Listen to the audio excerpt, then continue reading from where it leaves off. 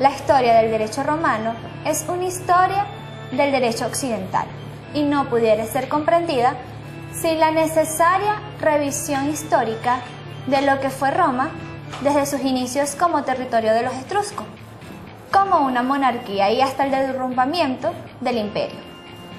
La fecha de la fundación de Roma coincide con la historiografía romana.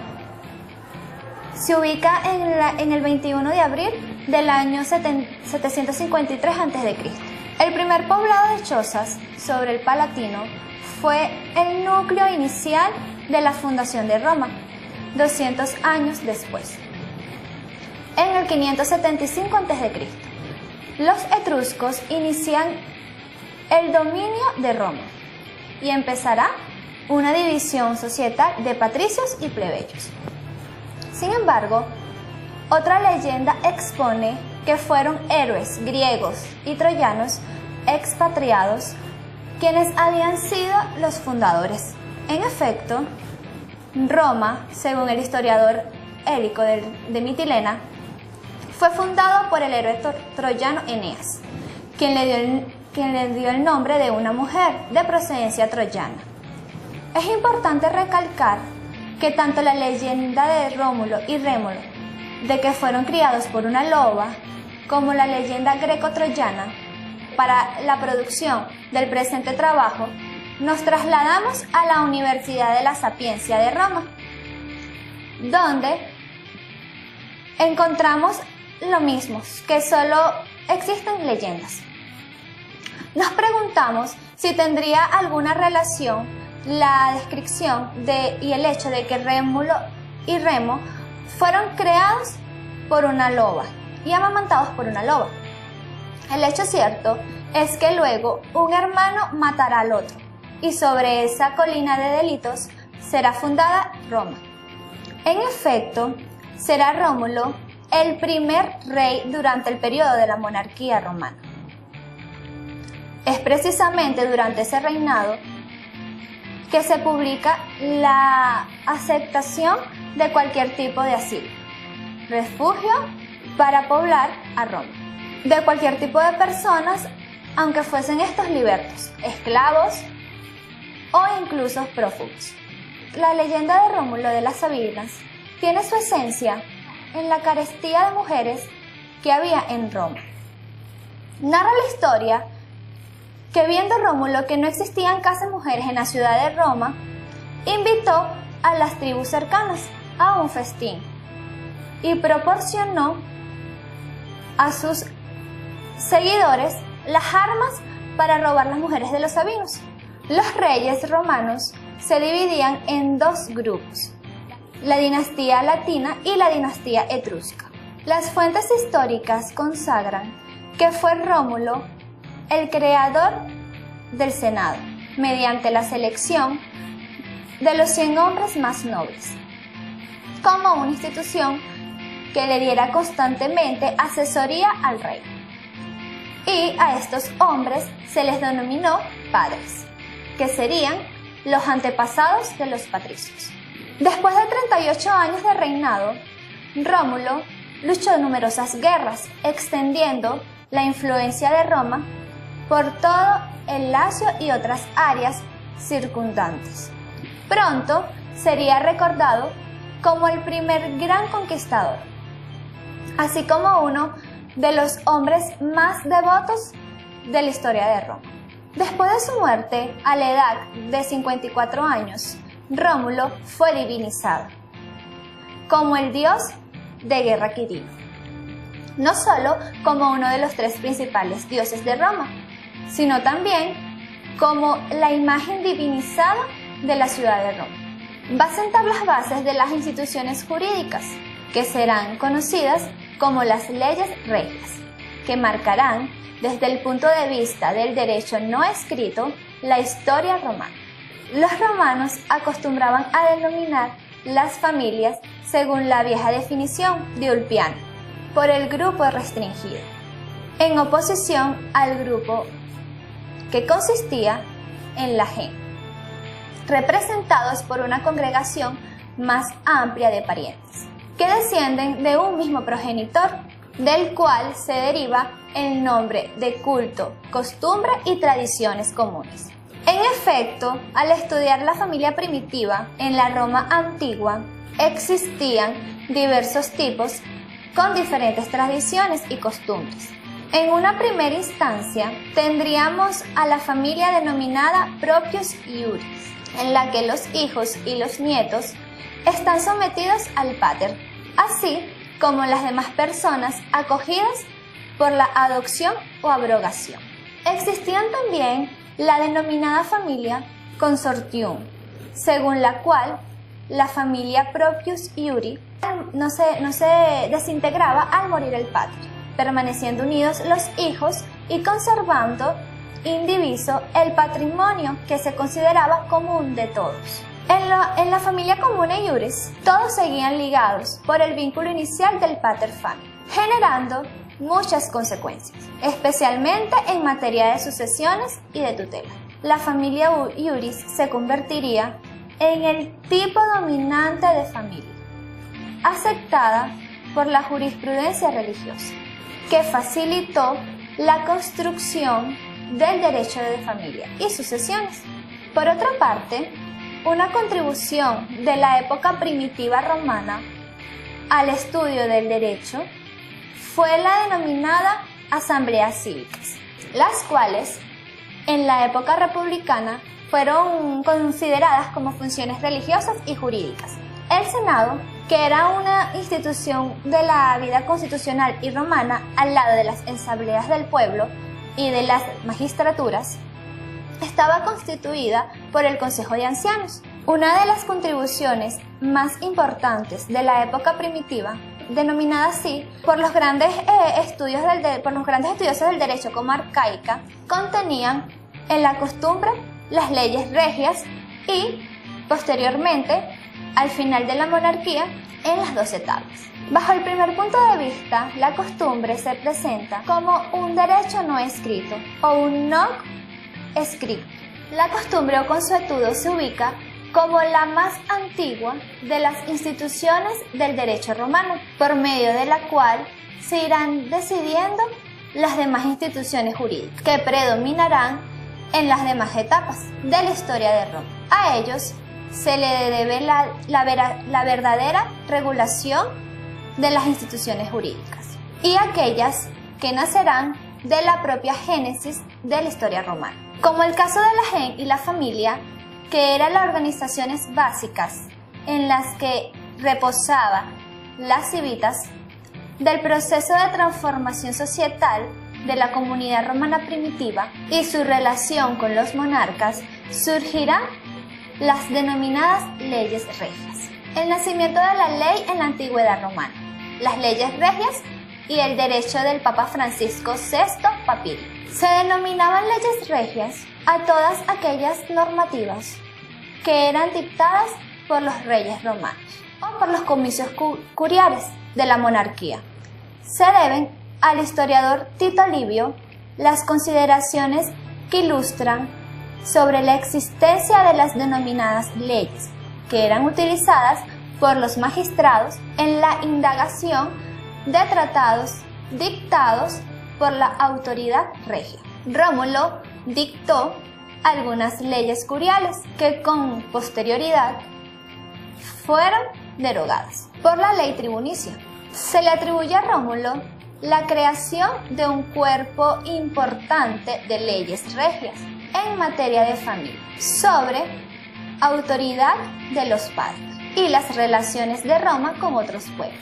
Respecto al derecho civil que desarrolló el Papa Francisco VI Papirio en los inicios de la República, sin embargo, su existencia nos lleva a reflexionar sobre las instituciones jurídicas más importantes desarrolladas durante la monarquía. El Senado de Rómulo estaba conformado por los jefes de las gens, que eran nombrados de manera vitalicia, por nombramiento del rey. Los comicios curiados estaban constituidos por la Asamblea Popular, en donde el populus o pueblo, que constituía la comunidad romana, se reunía según la antigua costumbre en las curias, en lo que se denominaba los comicios curiales.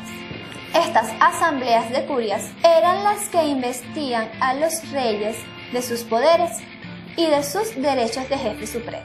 Los comicios también eran convocados por el rey y en su centro eran decididos los asuntos de la paz y la guerra. La adopción de las leyes. Toda curia era convocada por un denominado curión, quien se encargaba de dar el voto de su respectiva curia. Vicente Arancio Ruiz expone interesantes informaciones sobre las curias, cuando apunta la verdadera y propia función del comité fue, a un lado de la votación de las curiatas, fue la de autorizar que un pater de familia pudiese adoptar a otro pater por la abrogatio, o lo que en aquel tiempo era lo mismo, su testamento. En efecto, el rey convocaba a estas asambleas para anunciar los acontecimientos de mayor interés público y para obtener la adopción de la opinión de su pueblo, al iniciar una guerra o al celebrar un tratado de alianza.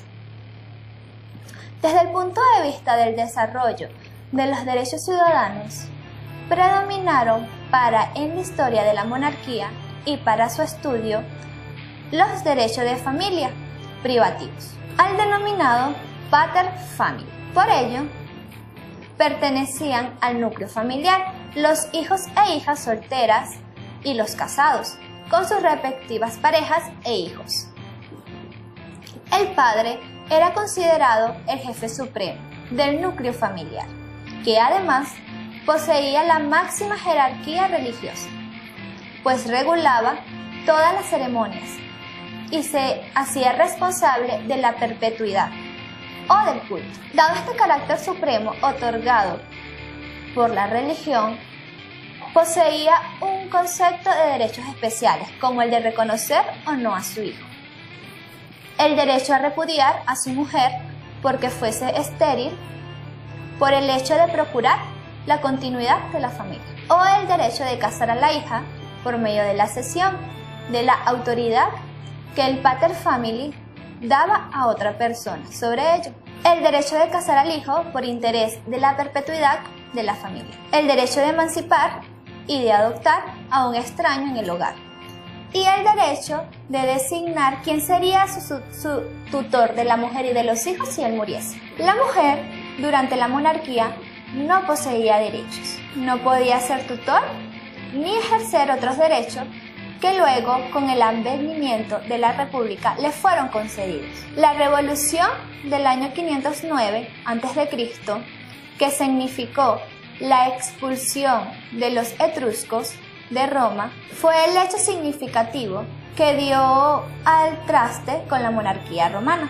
Esta revolución se produce, de acuerdo con la propia historiografía romana, por la actitud tiránica de los últimos monarcas, que originó que los patricios priorizaran la revolución y luego pudieran controlar las magistraturas, que cambiarían con la república, permitiendo a los plebeyos un mayor protagonismo en los asuntos romanos, pudiendo entrar en la ciudad de Roma, en participar en el ejército y trabajar en las obras públicas. Con el paso de la República, las instituciones del derecho romano, que habían nacido de un derecho no escrito a un derecho escrito, representado por una de las instituciones del derecho más importante de la República, que serán las 12 tablas y que recogerán en gran manera el espíritu de ser del derecho, legado por la monarquía. El derecho en tiempos de la República Romana. El término res publica responde a la organización política, con las cuales los romanos acostumbraban a designar a las formas adoptadas por los civitas. El término indicaría, en lo particular, lo que hoy comprendemos como Estado, el conjunto de sus funciones representadas por los intereses de carácter público, como contraposición a la denominada ley privada o familiares, es decir, de los intereses de los particulares. y de sus familias.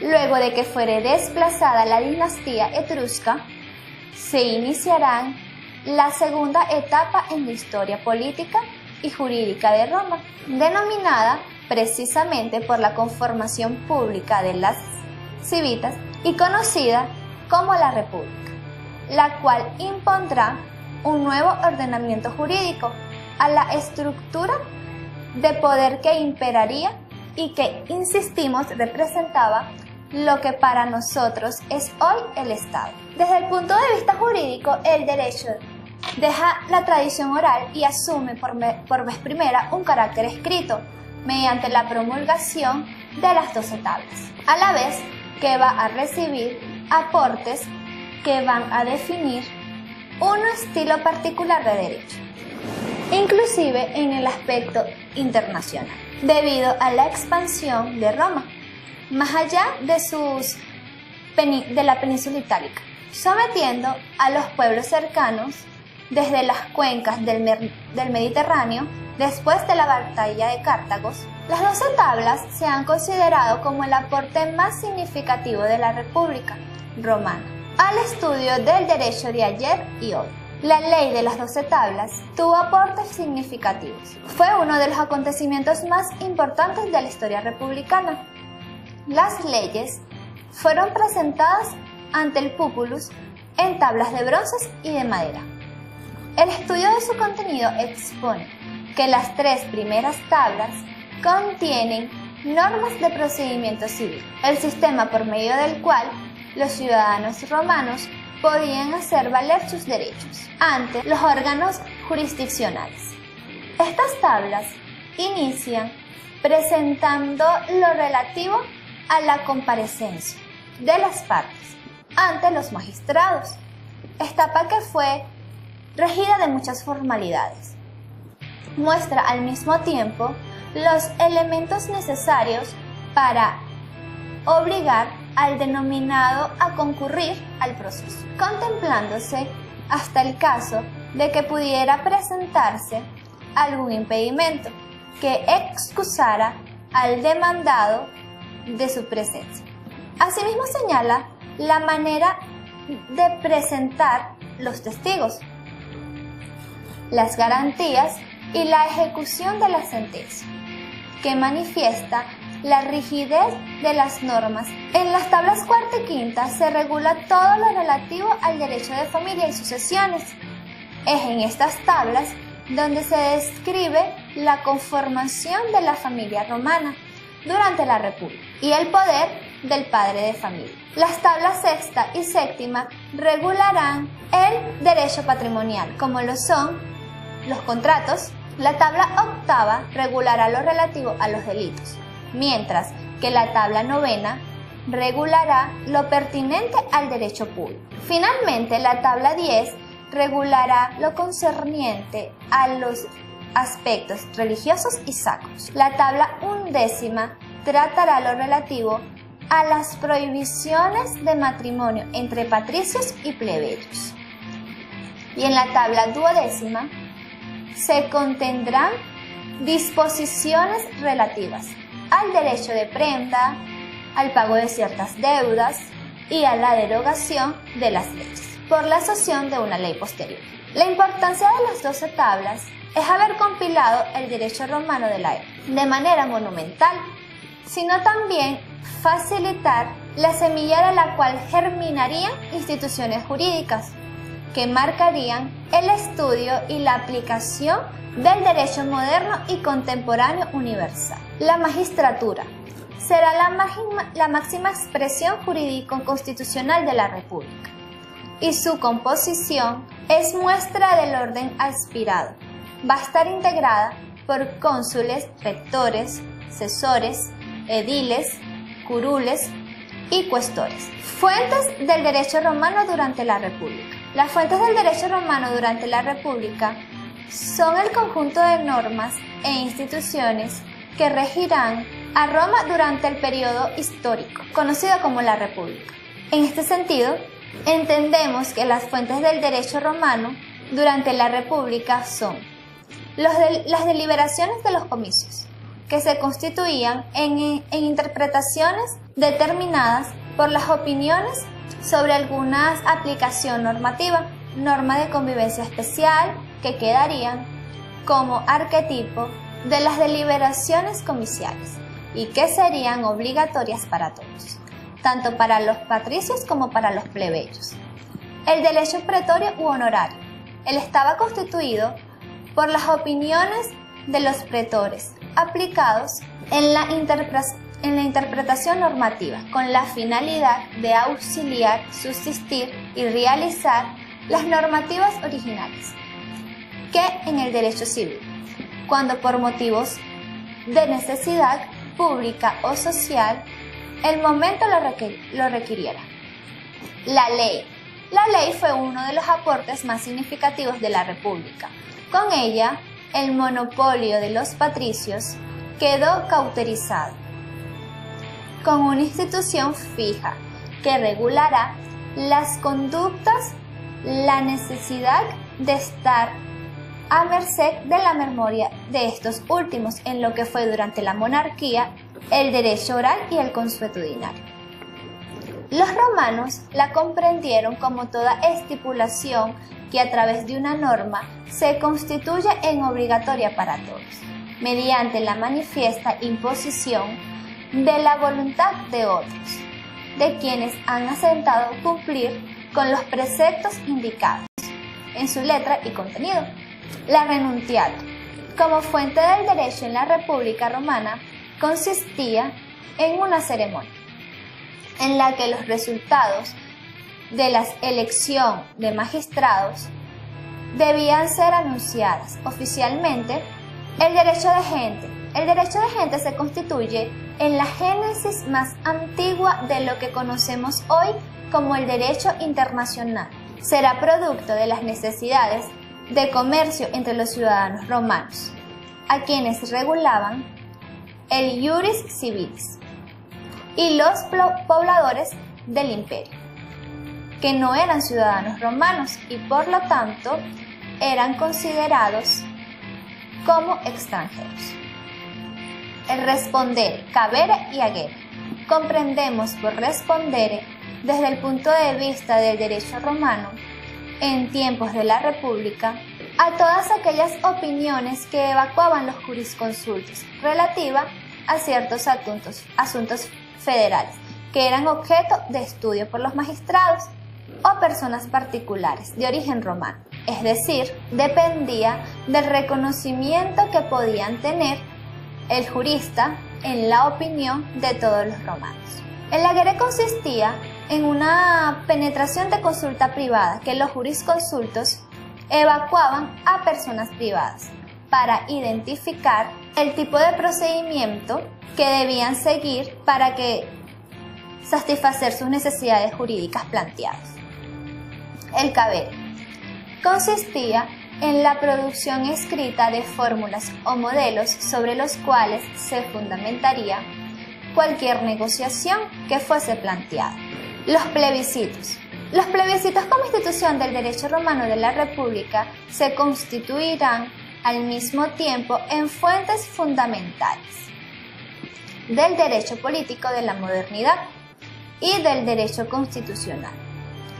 Y las ciencias políticas contemporáneas consistirán en aquel conjunto de decisiones votadas en los consejos de la plebis, a solicitud de un tribuno.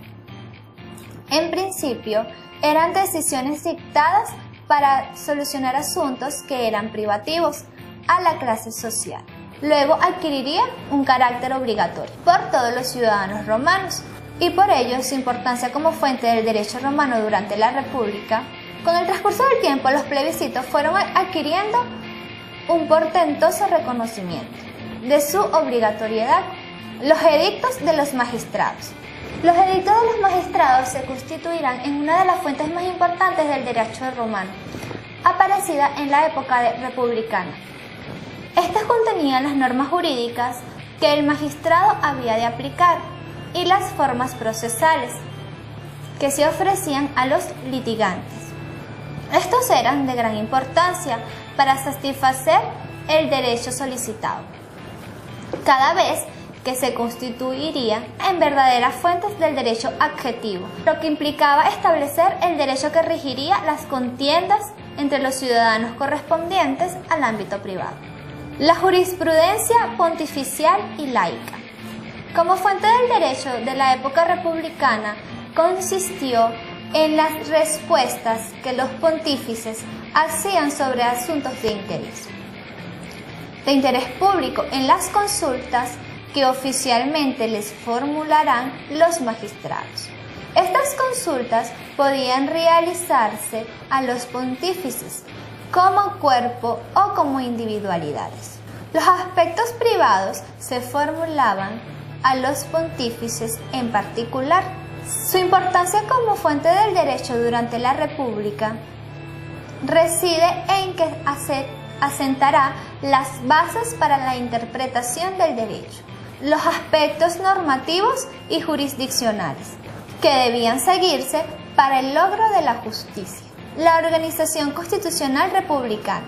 La evolución constitucional denotaba el ambiente democrático que vivía la República cuando sobrevino de los comicios tributos o comitia tributa, que constituyeron como asambleas populares, al lado de las asambleas centuriales. Dentro de las competencias importantes de los comicios tributos se encuentra la designación de los magistrados. Y en cuanto a las competencias judiciales, se limitaban a las multas y lo relativo a la imposición de las condenas capitales. Y se reservará a la competencia a los comicios centuriales. El fin de la República y la transformación del derecho y las constantes crisis que vivía la República desde el punto de vista social, cuya máxima expresión era que se sentía el Senado terminaría por socavar las bases institucionales y provocar el advenimiento de la dictadura, que sería la puerta que se abriría para el establecimiento del Imperio Romano. El derecho en el Imperio Romano. Vamos a ver una breve reseña histórica de lo que fue el Imperio Romano. Las pugnas entre patricios y plebeyos, a la cabeza de las cuales estaba Julio César, dejarán a un vencedor cuyo nombre perdurará durante toda la historia y será sinónimo de poder y codicia. En efecto, César se había generado la fama de luchador entre las tropas. En sus batallas para sofocar una revuelta y a su retorno a Roma, se involucraría en la política para ser elegido como cónsul.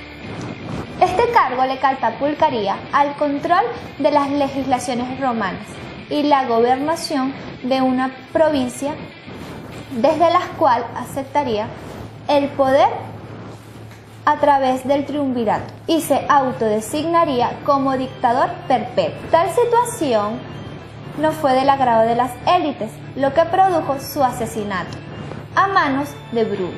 Su muerte generó una cruenta guerra civil que llevaría a Octaviano y a Antonio al poder, dividiéndose Roma.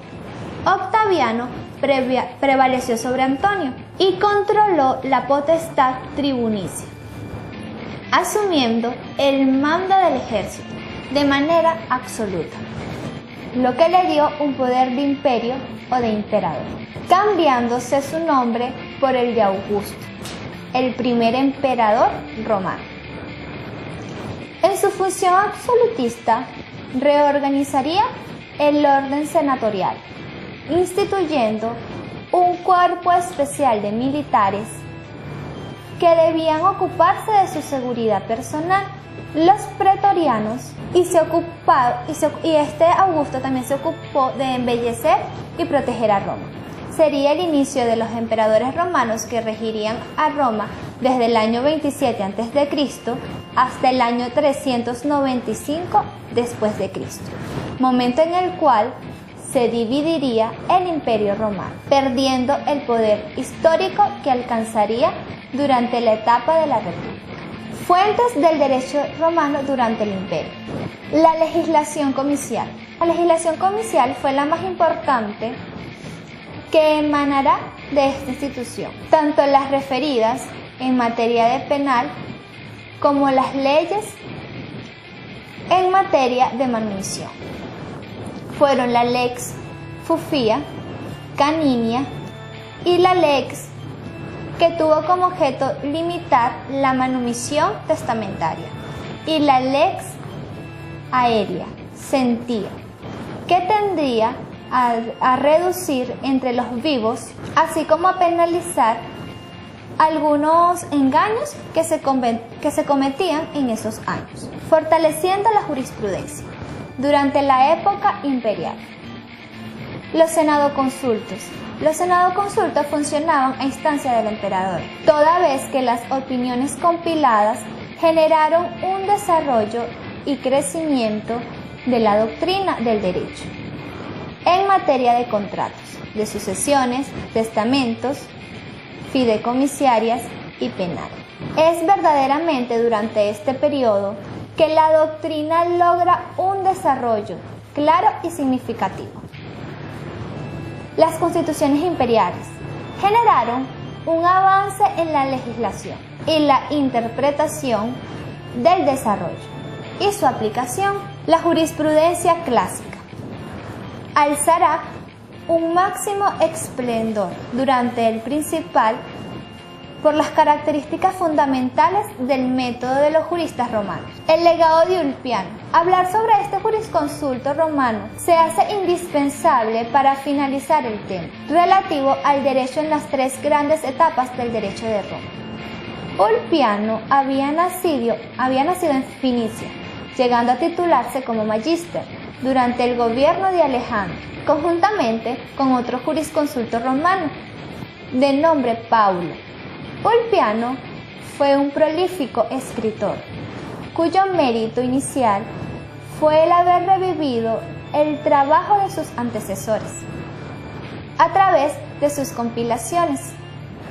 Las obras más fundamentales de Ulpiano fueron sus 83 libros, en donde trabaja con versatilidad, el derecho honorario y el ius civil o derecho civil. Su obra se extendió a la enseñanza, dejando muchos manuales de enseñanza del derecho, conocidos como las instituciones, que parte de la historia comparará con las institutas de Gallo.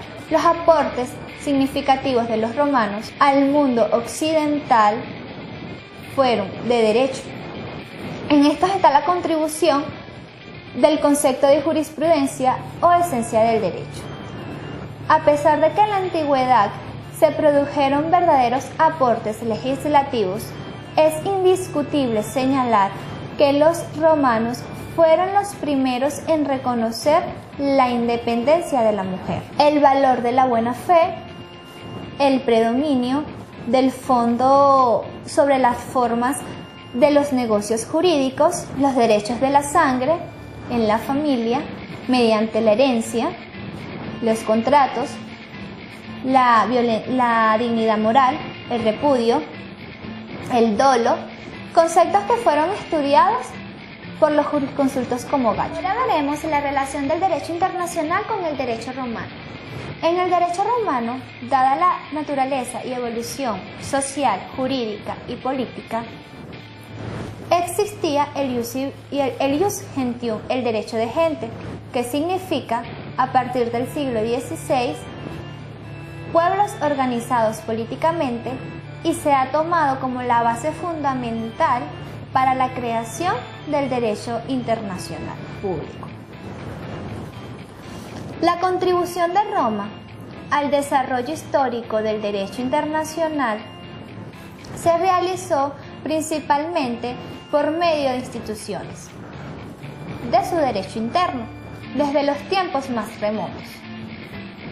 Existía en Roma un colegio de magistrados, de sacerdotes, cuyo concurso era necesario para comenzar una guerra, concluir la paz o reclamar la reparación de una injuria inferida a Roma.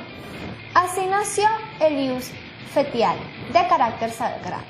Si al comienzo y fin de la guerra estaban regulados, la forma de conducirla no lo estaba. La creación del ius gentium tuvo una mayor importancia que la del derecho fetiale. El ius gentium vino a rellenar el vacío jurídico que existía frente al extranjero, ya que a este no le era aplicable el ius civili.